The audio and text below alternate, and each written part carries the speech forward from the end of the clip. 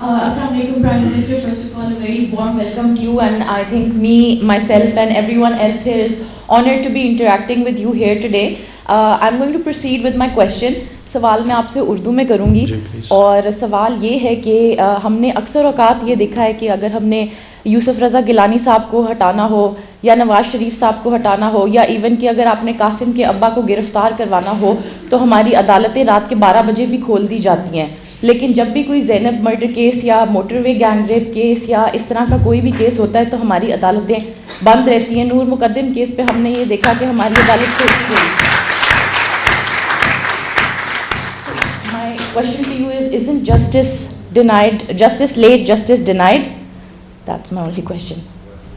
Thank you for asking in Urdu. Urdu زبان مجھے بڑی پسند ہے.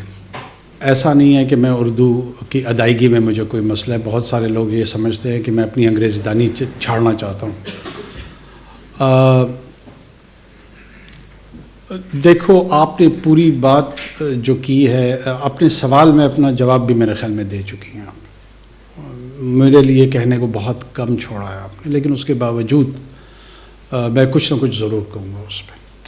یہ جو پورا کا پورا نظام عدل ہے، اس پہ بڑے سنگین سوالات ہیں، اور جب تک اس نظام عدل کو ہم ایڈریس نہیں کریں گے، اس میں کسی کا ابا ہو یا کسی کی اماں ہو یا کسی کی باجی ہو یا وہ خود ہو، محفوظ رہنا مشکل ہے. یہی آپ کو پروٹیکٹ کرتا ہے نا یہ نظام. اور وہ چند رہنما اصول ہوتے ہیں آپ کے. مسئلہ یہی ہے کہ قاسم کے ابا جب خود ہوتے ہیں نا تو ان کو حمید کی اماں بالکل نظر نہیں آ رہی ہوتی. وہ ناؤنس کے جھگڑے میں پھنس جاتے ہیں. جب تک میں ہوں آج تو مجھے سب کچھ درست نظر آ رہا ہے، جب کل آپ اس جگہ پہ ہوں گی تو وہ مجھے درست نظر نہیں آ رہا ہوگا.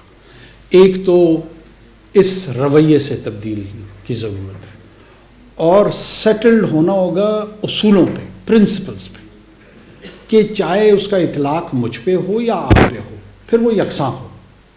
ہمارا بنیادی مسئلہ یہی ہے کہ اگر ریاست کے چند ادارے، ان سے میں مستفید ہو رہا ہوں تو میں ان کو والد کا درجہ دینا شروع کر دیتا ہوں. دیا ہے نا. جب مستفید نہیں ہو رہا ہوتا ہوں تو پھر شاید سوتیلا باپ بنا لیتا ہوں. یہ وہ مسائل ہیں جو سبجیکٹو انداز میں ہم تمام کو اس پہ سوچنا چاہیے، بولنا چاہیے، غور کرنا چاہیے. اگر واقعتاً ان کو والد نہیں بنانا تو ونس اینڈ فار آل فیصلہ کر لو اور پھر خود والد بنو. والد جب گھرانے کی سربراہی کرتا ہے نا تو ذمہ داری لیتا ہے. وہ پھر بچوں کے نان نفقے کا تمام کی تمام ذمہ داری خود اٹھاتا ہے. وہ پھر ہمسائے میں حمید کے والد سے نہیں کہتا کہ یار ذرا میرے بچوں کا خیال رکھ دینا. اگر حمید کے والد کی طرف دیکھے رہو گے نا تو قاسم کے ابا کا مسئلہ ذرا خراب ہی رہے گا.